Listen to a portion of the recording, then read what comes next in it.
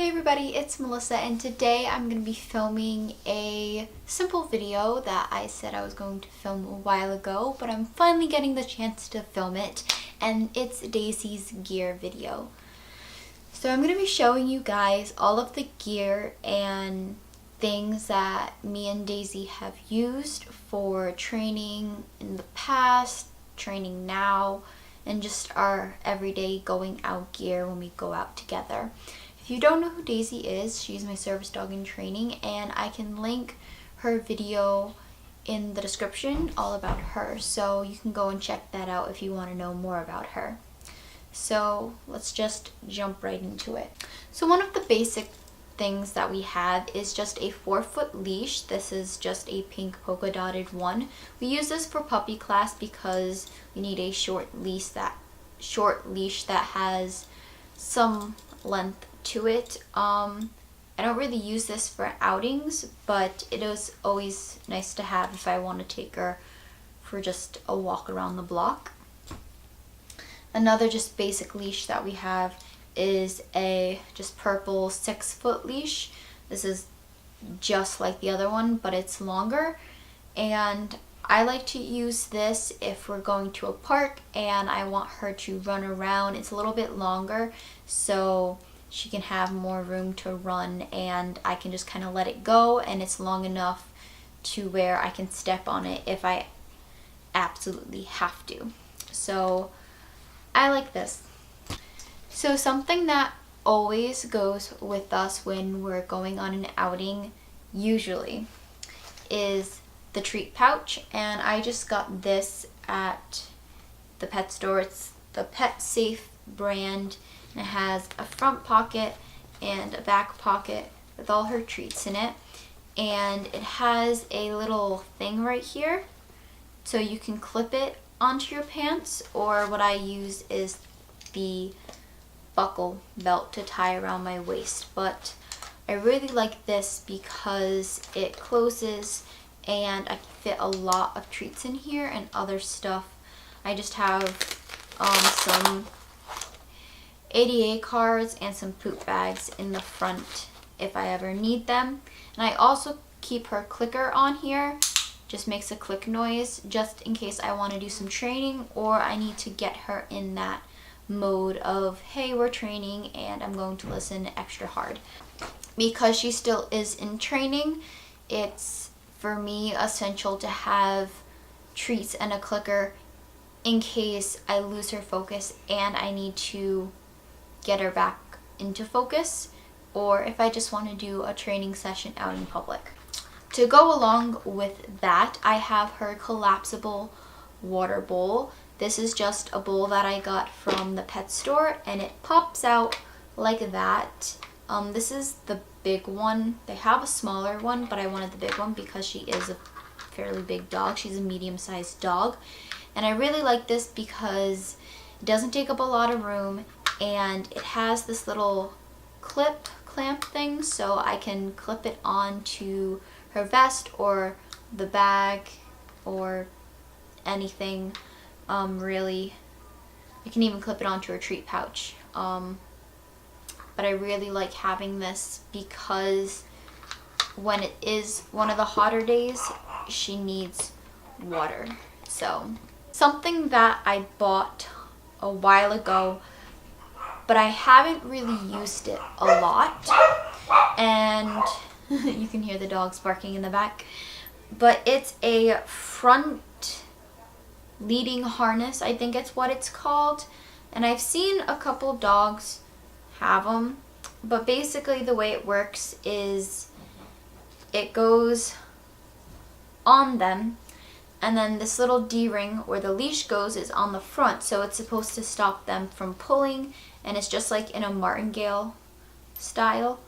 And I bought it because I figured it might work better than what I was doing, but I didn't really like it because Daisy was still getting trained not to pull and to walk directly by my side.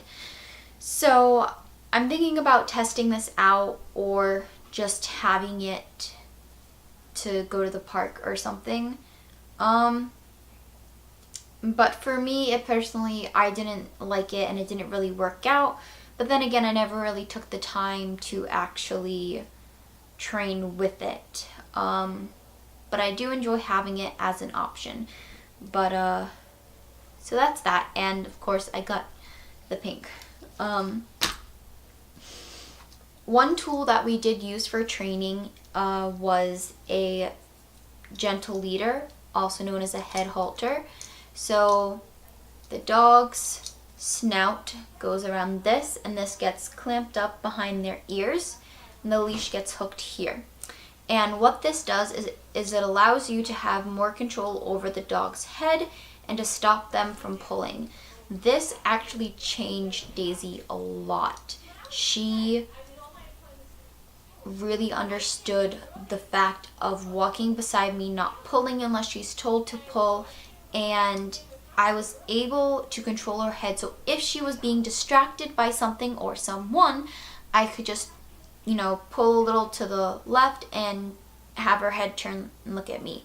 So I really suggest this. There are some people that have fully trained service dogs and they still use gentle leaders. It's just their preference, and I personally have stopped using this just because it kind of makes Daisy look sad, and I didn't like that, and it kind of took a lot of her energy away, and she just didn't like it that much. So it was a good training thing to have, and I still have it in case I need it for any situation. Like I took this when we went on our trip to Utah in case I needed it in the airport or something. But I know they kind of look kind of scary, and they're not muzzles, and a lot of people get that confused. And it doesn't hurt them as long as it's used properly. So I really like this, and I just got this at the pet store as well. So check it out if you have a dog that pulls, because it really did change. And once Daisy got used to it, she did kind of freak out at first because their dogs can only move in the direction of their head. So if they try to pull and their head stops, what happens is their butt kind of swings around and they can't pull. So that's kind of what happened with Daisy. But once she understood that if she walked by my side, that wouldn't happen, it changed her a lot. These right here, I don't use these a lot, and especially since we're going into the end of summer. These are the Rough Wear Grip Trex, I don't even know if I'm saying that right, boots. And they just Velcro, and you put your dog's foot in here and you Velcro it back up.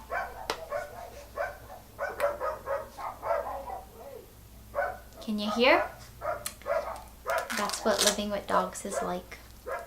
But they're just kind of cloth up here, and they have the bottom that looks like that. And I just got them in black and gray because I thought they looked more professional than the red and blue ones. No offense if you have those.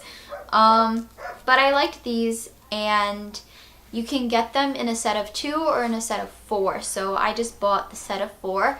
And Rough Wear actually gives a discount to service dogs and working dogs, so you have to apply for that. And so I did, and I got the discount. But I will have these boots linked in the description if I remember.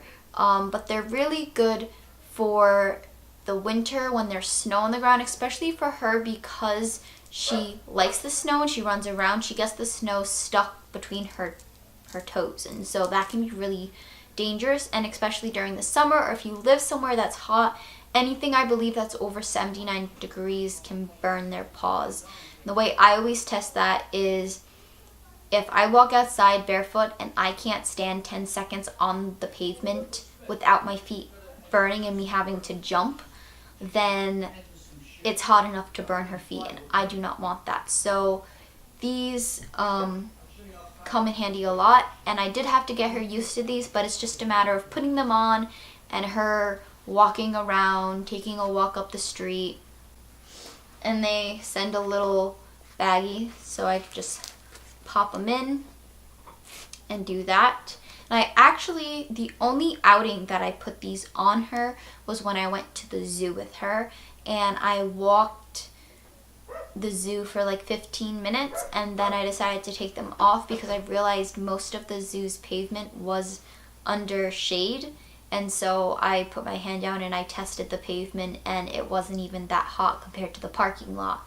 So I took them off, but I still had them in case I wanted to put them back on her. Okay, so this is the leash that we use when we go out. This is the River Dog Gear hands-free leash in black, and you can see the little River Dog Gear thing, if you can see that.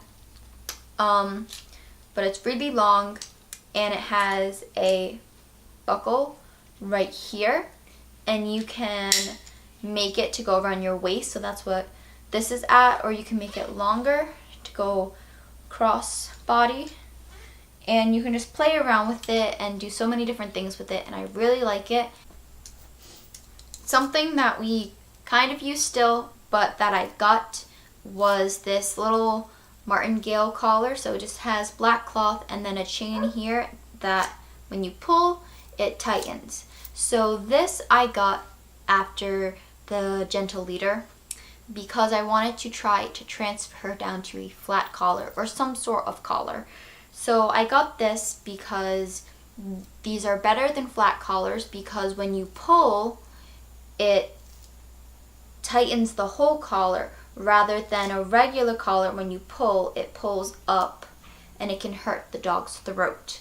So I like this because it stops at a certain point, and she adjusted to this very well. And it just has a buckle and like that.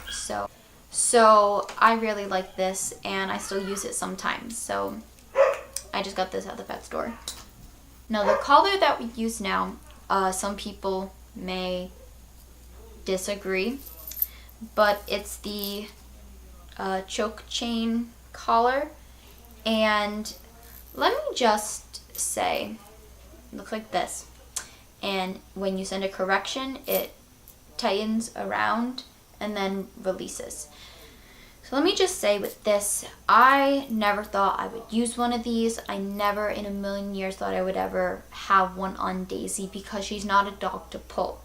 However, the puppy classes that we have her in to help with distractions and being in a close distance of other dogs, especially if they're barking at her and trying to get to her and her just ignoring them, we needed to use a chain collar. And I kind of like it because it's easy to make corrections and it doesn't harm them as long as it's used properly. So I'm more comfortable with the fact that the trainer is teaching us how to use it properly and is educating us on these. They do offer prong collars, but a prong collar will never touch Daisy's neck because she doesn't need one, so I'm not gonna do that to her. Not that they could hurt her unless used improperly. But the only thing I don't like about these is they're made to go on the dog depending on the side that they're on. So this little chain is supposed to be on the top of the bottom ring. If it's like this, that's wrong because when you pull and it tightens, it won't release. So it has to be on the top. So this is how it would be if Daisy's on my left side. And then this is how it would be if Daisy's on my right side, on the top. If I put it on Daisy the way, let's say I want her on my left side, but she switched to my right side, now it's going to be on wrong. And that's the only thing that I don't like. Daisy is a right heeler, but for the purpose of the class, she's on my left. And I don't mind because I think it's good that she knows how to heel well on both sides. But naturally she goes to my right because that's what I've been training her for almost a year as. I don't judge, but any mean comments will be deleted from this. So don't even waste your time. And the only thing that I will say is that any gear, any tool used on the dog improperly can harm the dog, even a regular flat collar. So with that being said, any tool, any gear is dangerous if not used properly. Moving on from that, we have her vest. So this is Daisy's first vest that she had. It's just a Bark Outfitters pink vest, and I really liked it. It has a buckle here. I really liked it for getting her used to a vest because it had a little handle here, and it has a big D-ring here, and she just has patches as a service dog in training. She outgrew this, and it was starting to get really uncomfortable for her to work in, and so she wouldn't want to work because it was so uncomfortable on her. So I like this as a training vest to get them used to it, but this was their first vest. And then I decided to get crafty and I made her like a little cape. So I just got pink fabric and and I made her a little cape that had reflection here and here, and I put a little buckle, but the buckle isn't the best, and I just made this so that way I could have a vest on her so I wouldn't get questioned that much, and she could still keep the other vest off. This didn't really last that long. I had her wear this maybe a couple times going out, and then we just didn't put it on her. And yeah, I mean, it was good for what I wanted it to be. The only thing is when we shaved her, it was really, really big because she was fluffy when I made it. So that's that. And now we have her vest that she wears now. So this is her vest that she wears now. It just looks like this. And I made this vest, and it's a pretty good improvement from this if you ask me. But I made this vest, and it has, where's the zipper? It has pockets on either side that are pretty roomy, and it has the buckle here, and it's black underneath, and it's overall really nice. It has a D-ring here, and there was a D-ring here, but it broke, so I need to fix that. I got the patches off of Etsy, and I will link the shop down below, but the sides just say service dog, and then stop, do not pet, and then the top says not all disabilities are visible, and then access required by state and federal law, and then stop, no touch, no talk, no eye contact. Like I said, I can't talk. This is her pull strap. Looks like this, just a black pull strap that goes there. See, here's the D-ring. It's right here, but it broke. And this is from Little Wolf Paracord on Etsy, and I will have her shop linked down in the description as well. Hopefully I remember to link everything. But it's super well. This is the 14-inch one, and it's perfect for her. In her pouches, in this side, I just have poop bags because why not? And then on this side, there's a bunch of cards. So these are the ADA cards that I originally had, and I will have these linked in the description. I just got them off of Amazon. And then this is her Etsy shop. So that's her. There's a couple cards that she sent.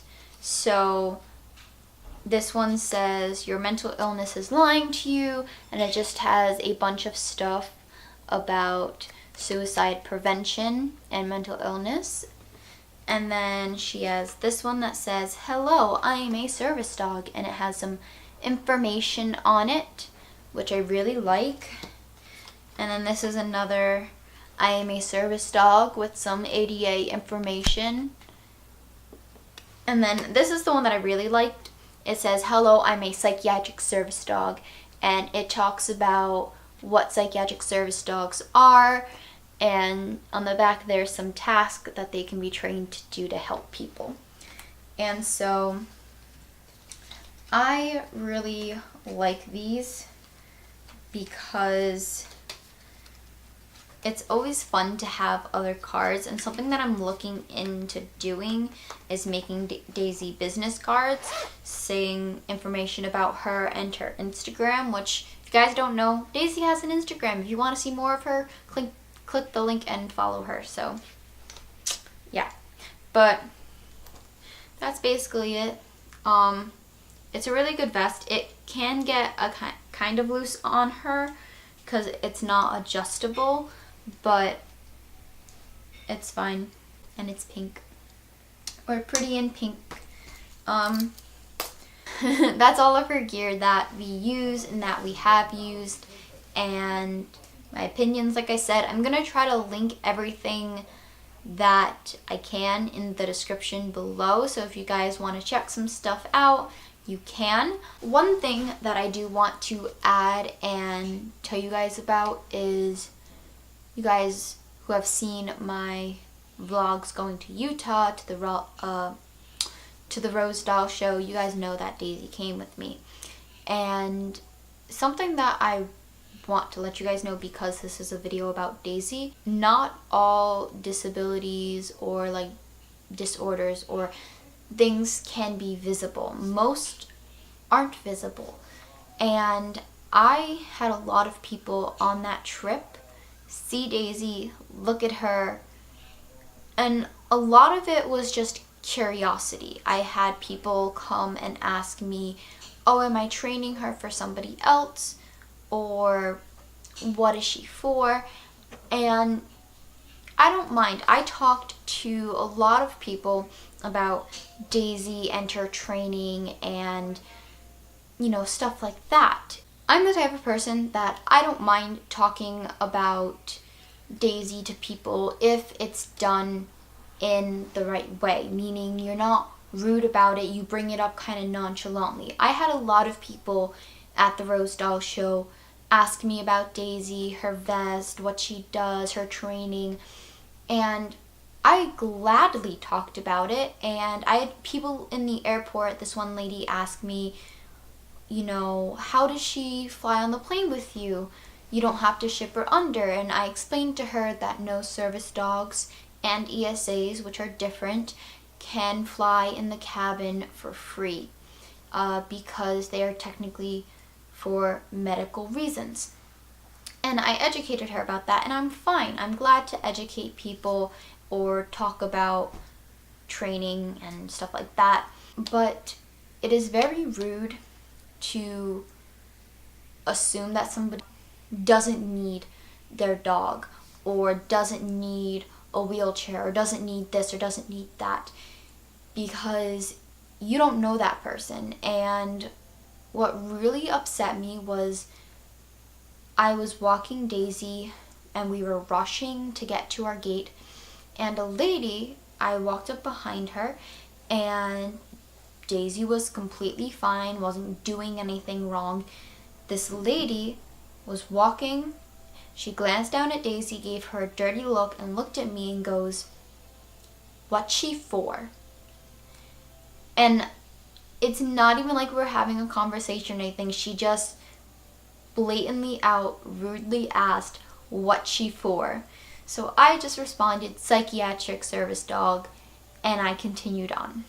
It's not like this lady was talking to me about Daisy, she just came out and said it. So that's just, I want to remind you guys that certain things aren't visible, and in And sometimes the handler isn't comfortable talking about certain things. It's not okay to assume stuff like that because you don't really know what that person's going through. And that lady, I could have been Daisy's trainer and I could have been training her for an organization, but I'm not. But the point is that it was just rude, and don't do that, people. Don't do that. But with that said, subscribe so you don't miss any other videos. Like this video if you want, and check the links out in the description to my Instagram, Daisy's Instagram, and also my Twitter. And let me know in the comments below what kind of videos you want to see, because I want to post content that you guys want to watch. So let me know, and I'll see you guys next time in the next video. Bye!